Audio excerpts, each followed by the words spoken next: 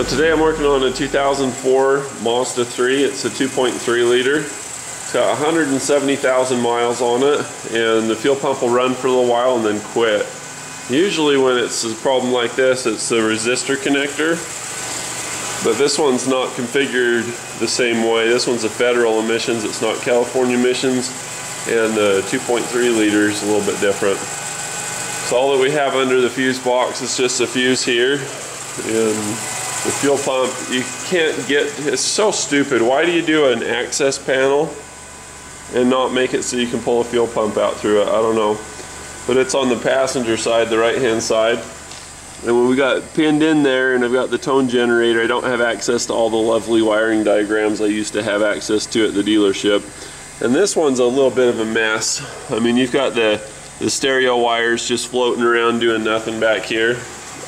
And then you've got red lights in the grill wired in with just the nastiest of, I don't know. Dude, were they even thinking when they did that? I mean, you got wires going right through the firewall with no grommet. They're just willy-nilly, no loom, nothing. It just makes me a little bit cringe. Makes me cringe a little bit. So anyway, we're running this. Say after 5 minutes it dies, so we've got it plumbed out through the back door because that's the best I can do for now. And I've got a power probe on site to make sure that there's still power to the pump and have the pump not working. That's how we're diagnosing this thing for now. Got to get it to fail in order to determine exactly what it is. But just chewing on it and building some shelves. Why not? That way I'm supervising it, not getting carbon monoxide, and I am getting something done. And I don't know how you wind up doing this. Like you go to open this door. I think they painted this car. What do you think? You see the little white overspray here and there. You can see the bumpers have been jacked. I think that they weren't primed properly. I don't mean to rag on this car, but dang. It's like every square inch of it's just beat down.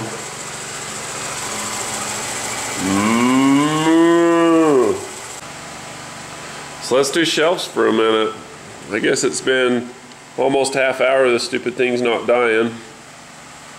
You want it to die because you want to diagnose it and get it right.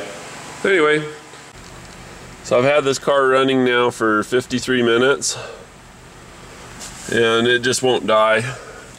So I go in to give it some gas.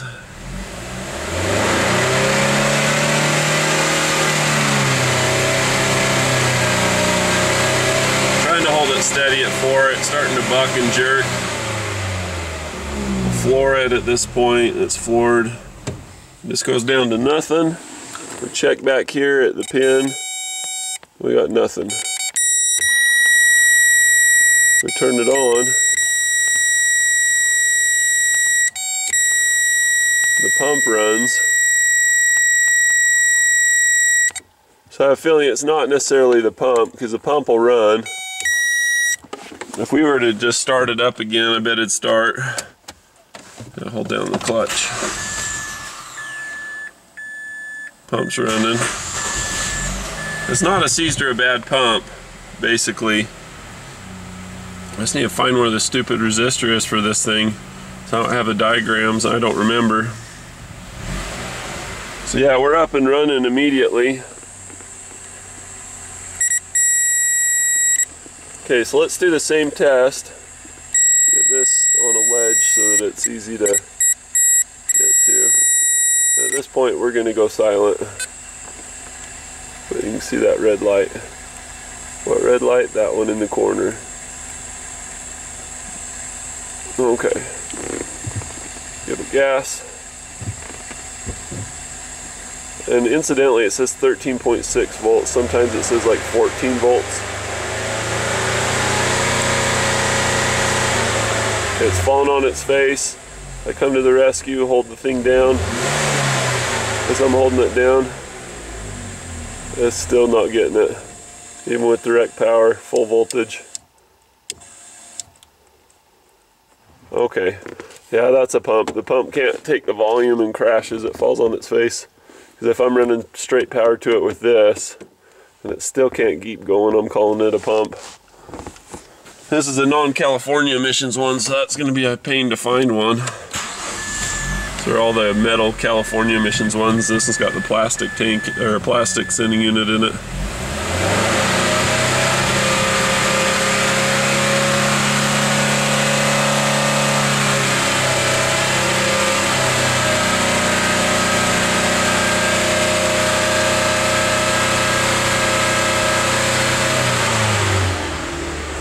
Let's do it again. Let's do it with tone.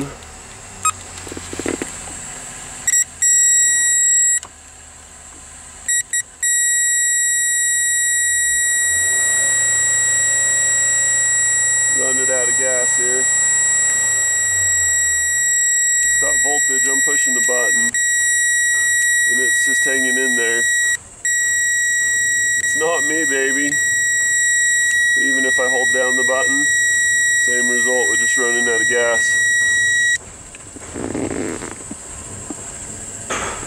Pump sounds like it's...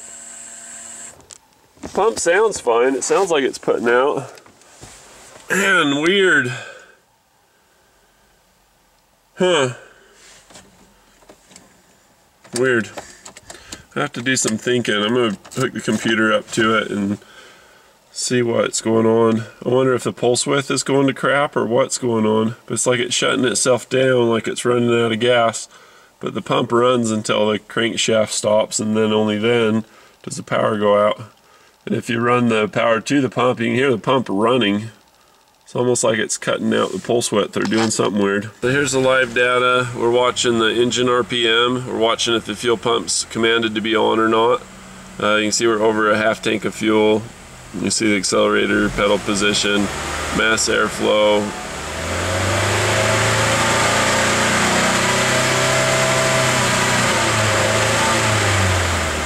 Running out of gas, so I floor it. It's just gone. Fuel pump's commanded to be off. So I'll turn the key back, turn it on again. Fuel pump kicks on. Fuel pump's on. I want to get fuel pressure on this, but I'm not seeing it anywhere in the menu. So you got pulse width, and pulse width seem to be hanging in there just fine. Rev it up.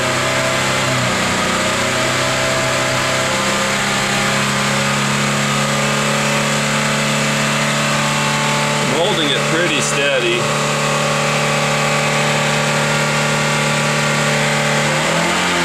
Should die by now. It's not dying. I let off the gas.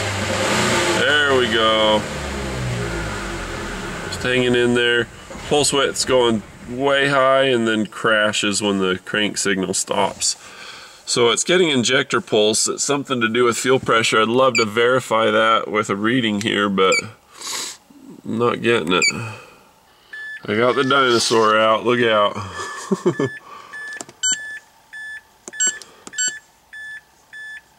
This only goes up to 2006, but it goes way back to the older stuff. It's old, but at least it's slow. They're all so slow. Car, Mazda 3, and we want PCM data, and it's the 2.3. We got the smart cable. We want data stream.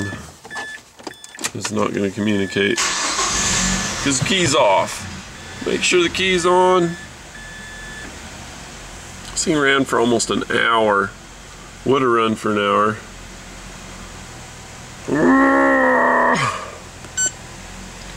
Alright, go again.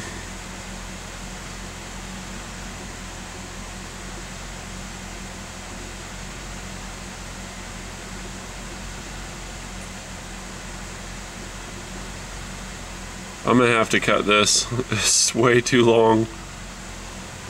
Loading data parameters! Exclamation point. More like ...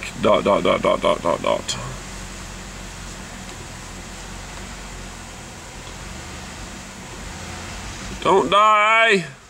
I don't have my data yet. You can't die yet.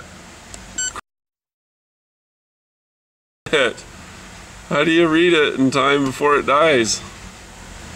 It was doing so good earlier though. Go!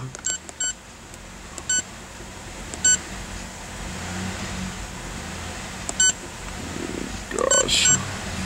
This sucks. Data stream, just give me fuel pressure. Should have the key in the on position. Oh, this thing stinks. It's poison. I'm waiting on this computer.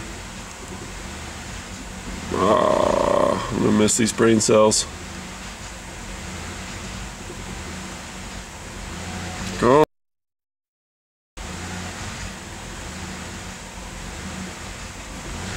That's a good indicator that I've got low fuel pressures. I got long pulse width, but with low fuel pressure, it makes it too rich. It's like a limp stream squirt gun.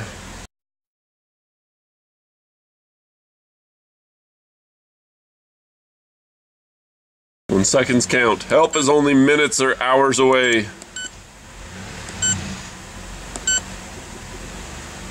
Engine PCM. Let's just do global. I'm plugged in so I don't lose power. Everything's tight, everything's on, it's good. Dude, this thing might have a bad computer. So we're gonna get an inline fuel pressure test and see where we're at. So basically I need to get fuel injection hose and run it from here to here and then cut it, and see it's barbed. And then I need to cut it and then put this in the middle of it. So I got a total of 4 clamps. I got 2 here to work with, and it might hold and it might leak itself. And even still, because I only have a single line, I don't have a feedback through a regulator or anything. DJ Devin has a pretty good video on that. DJ Devin 3, I want to say his name is, on a 626.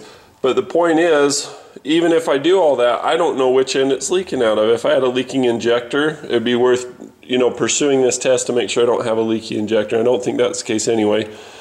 In order to get a good reading on this, it's going to take a lot of fabrication, and I have everything still a frickin' mess. I don't even have all my stuff brought up from the basement yet. It's all still in boxes in there. So so say it leaks down basically. I don't know if it's leaking from injector or if it's a pump unit. And this has enough miles to warrant putting a fuel pump in it anyway. So that's what we're going to do. We're going to put the fuel pump in, and I think that's going to be my win. $20. I'm going to have to make some adapters myself or order some or do something.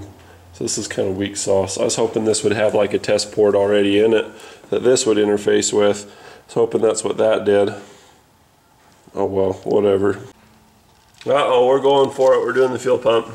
So I've got it jacked up on both sides at the lifting points, 2 points of support. One of them goes, the other one holds. There's no way in heck, statistically speaking, they're both going to go. So we've got a strap on one side. Can I just say that today is just not my day? There we go. So we've got one tank strap undone. You can just move the snake skin heat shield out of the way. We got the other point here. And then we've got our filler neck hose that we've got to address here. And then once we get down a little bit, then we'll address the evap stuff here. As for the line and the plug at Hive, those are the other 2 things we got to worry about. We unplugged it when we ran it out of gas, so that's that done out of the way. We just got to get that plug undone. It's that BMW Mercedes push tab type pin. So usually what I'll do is I'll just take a dental tool or something and either push it off and away this way, or I'll hook it with the 90-degree end and get it to come undone. So we've already undone the electrical plug, so we just need to do the line here.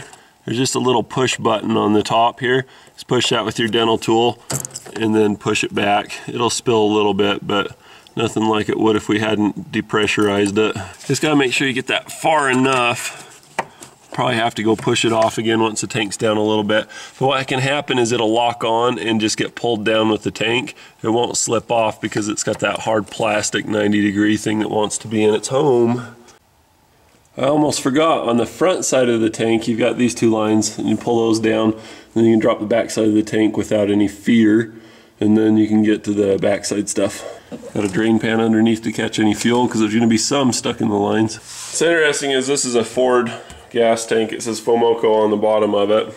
And anyway, here's how you get it out. You undo the evap canister from here, you undo the filler neck, and then rubber band a bag or something on it so it doesn't spill everywhere. You got a little retaining clip here. These you did inside of the vehicle. You got strap number 1, strap number 2, they come together to form number 3. And then there's a clip, a little detent clip, just like this one here. This is going back in. But you got a line that does a little commute across the top of the tank. Make sure you get all the dirt out of it so it doesn't rub into the new one. Or not the new one when you put it back in. That's it. You just undo the pickle jar lid, use a screwdriver and a rubber mallet, tap, tap, tap, and pull out the tank, pull out the in-tank fuel pump, put in a new one. Easy peasy. I'm using a transmission jack. I'll see if I can find a link for something like this in the description below, but you can tune it. You can dial the knobs and get the tip right. This has a bunch of texture underneath. I've got one of the little teeth or forks or whatever you want to call them up in there so it doesn't slide around. And I'm using an impact driver, chalk up the other side. We're going to use a 2x4 block. Roll it out, work on it in the open like this, and then roll it back in, and then crank it back up into the car. You'll notice that there's a little keyed spot here. There's also an arrow. You can't really see it. I'll see if I can get it dirty. Now you can see it in a white dot. Maybe you got a white dot, maybe you don't, but this you can use. And also the hose goes that way to the front of the car. So just cue this up. My new Carter fuel pump did not come with a new gasket anywhere. I'm going to have to fish it off of the old one. Don't like doing that. But I do like having a successful repair wherein the evap light doesn't come on. Go over my little catch basin here. Alright, so the way these go in and out, you just got to watch the float for the fuel sending unit. And have an adjacent catch basin to catch all the crap. So you can see there's a little channel that O-ring's supposed to go in. There we go. Don't want any evap leaks or you can't drive your car because of the emissions. Now these rings are a pain in the neck, and the reason why is you got these little retainers on each side.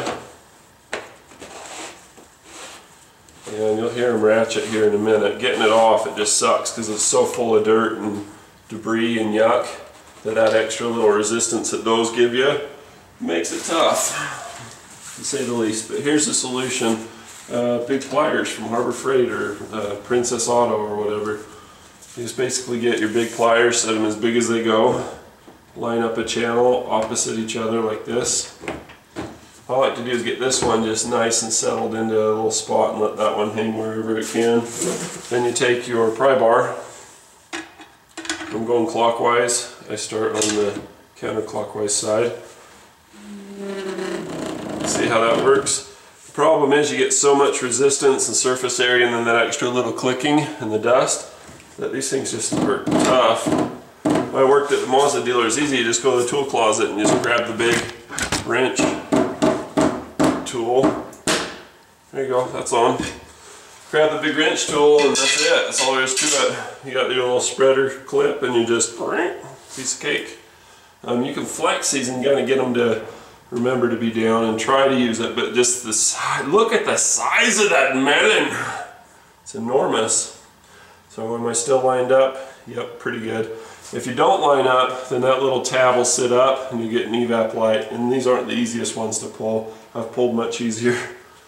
So we'll take the old fuel sending unit and we'll tip it upside down in the pan here and let it drain for a little bit. But once again, you just got 3 bolts, 1, 2, 3, and then you've got 2 lines really.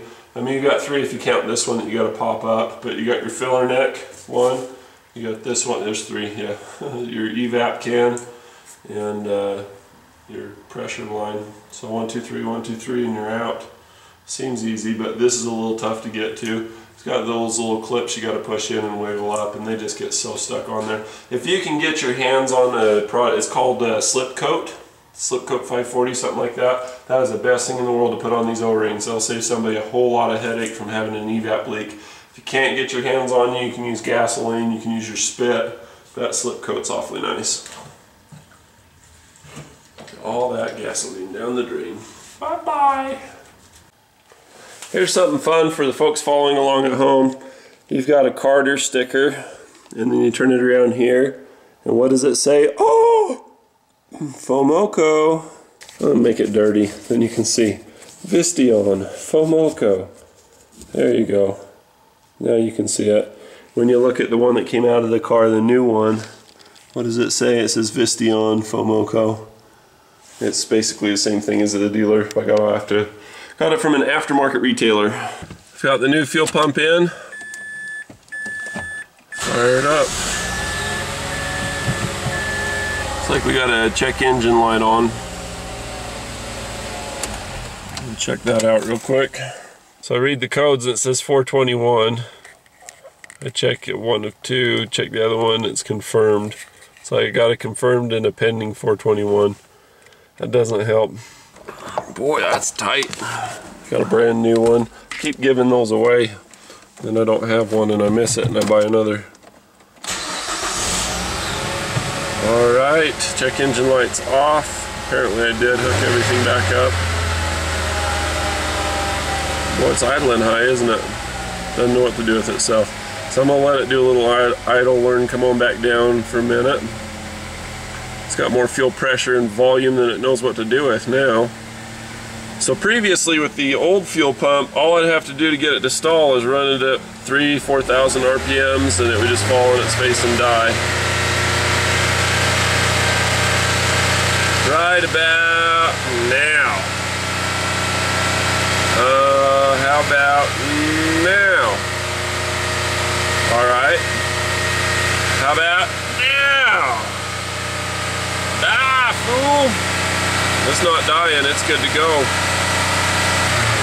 That was me, I let off the gas. So it's fixed, we got it fixed, hooray! Woohoo! I've never had a fuel pump. It's usually the mechanical side fails. Never. It's usually the electric part.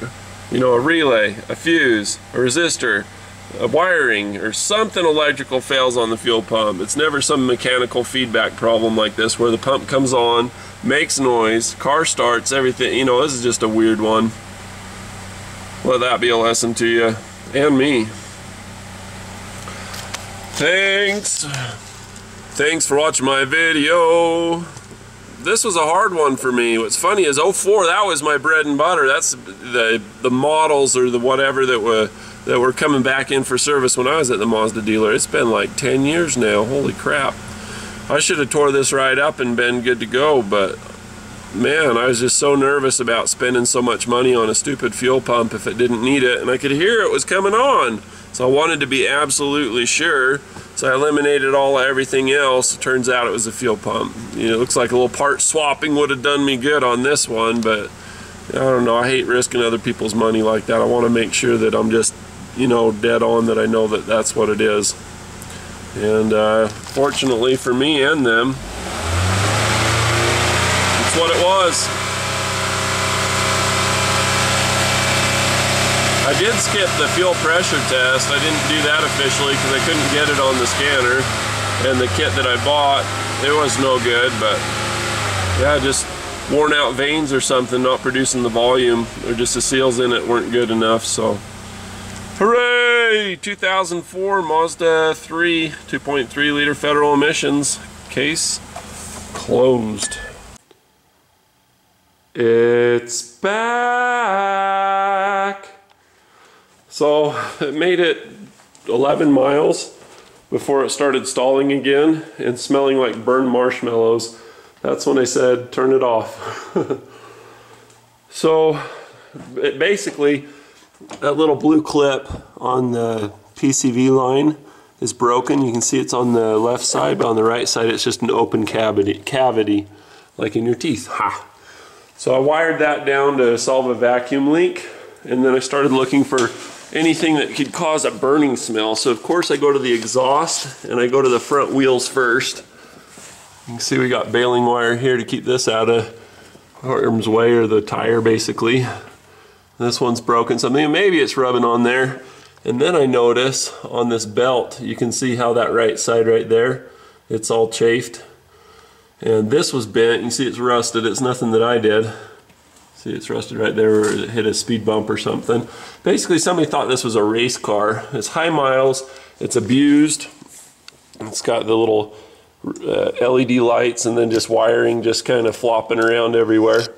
So I'm thinking, well, maybe something shorted out, because I was familiar with how poorly the wiring was done on this. I mean, it's just an accident, disaster, or fire waiting to happen. I'm being a little pessimistic because I was mad that it broke down. Are you getting that? So this heat shield, you can see where it's got a hole burned through it. That was sitting right on the back of the catalytic converter, so I secured that and got it up out of the way. Maybe that's the burning marshmallow smell. Back here by the other cat, more insulation that's just sitting on the cat. I'm like, maybe that makes a marshmallow smell. I don't know. At least it doesn't catch on fire. So I'm thinking that's it. And maybe the stalling, because now it's stalling at idle. He said it stalled in second gear though. I don't know if he's idling in second or what, but there used to be a glove tying that down, and the glove's gone. So I'm thinking maybe that's a stalling issue. I know that it's got good fuel pressure. So what do? I get in the car, hook up my little quick scanner. And what does it say? So I figure there's got to be a code if it's stalling. You know, like some kind of idle management code or something. And it says 421. It's a pending code. The light didn't come on yet, but it says warm up catalyst efficiency. So basically the catalytic converter is not warming up fast enough. As I said, it's got 170,000 miles and it's been beat. So we got all kinds of speaker wire sitting around the back seat. Try to pull it up here so that everything's up here so that it doesn't get into anything. But you know, they've got the wire ends taped, but there's no guarantees on that. So this way they're on the seat, and you know, you can at least see that where they're at and what's going on. But the car's just kind of a disaster. It's one of those cars you just don't want to touch with a 10-foot pole, because anything could be breaking with the miles as high as they are. And then when you look at the abuse and the poor service that it's received in the past, you know, it just, anything could happen. And then you've got really bald tires on top of that. I mean, they're not slick, or you don't see the wires yet, but they're pretty bad. So it made a horrible rumbling sound from the right front whenever you take off from a stop. And I was thinking maybe there was a bad boot or something on the inside, but it's actually worn where it goes to the intermediate shaft. You got the intermediate shaft that goes to transmission. It plugs on here. I think this is a female CV axle end, the inner joint. I think it's just worn out. But it's making all kinds of noise. They're like, oh, we know all about that, it's the motor mount. Well, maybe it's not the motor mount. You never know. It's the CV axle. But nothing else is burning in here. I wasn't even in this part. As far as my work goes, everything's tight and snug and no leaks here. Everything's back where it should be. No noises, no leaks, no smells, nothing. It's all this other stuff. But we'll get it sorted out. We'll get this thing fixed. So we're looking for burning marshmallow smells. I'm just checking the connection at the fuel pump, because that was where I worked and that was a change that's electrical, and there's a potential for pinch right there across the metal. I'm gonna look at it, but near as I can see, everything's fine. But yeah, there's nothing burning. There's no evidence of any arcing of any kind. And our connection's good. There's no fuel, nothing leaking, so that was good. So I'm road testing this car. See if we can get it to fail or smell like burnt marshmallows. So while replacing the fuel pump made a big difference and you could actually drive it, there was still a stalling issue, and there was still some other things. As you notice, the scan tool kept cutting out on it, and the car basically did the same thing. Long story short, what it wound up being was that wire harness. You may have caught that early on in the video, but the wire harness going down the backside of the engine had damage from collision, and once that was replaced, then the car was good to go. On a car that's this old with this much history, it can be a real pain because there's so many things that are wrong that you want to fix first to eliminate, but that's what wound up being the problem, was the fuel pump and the wire harness.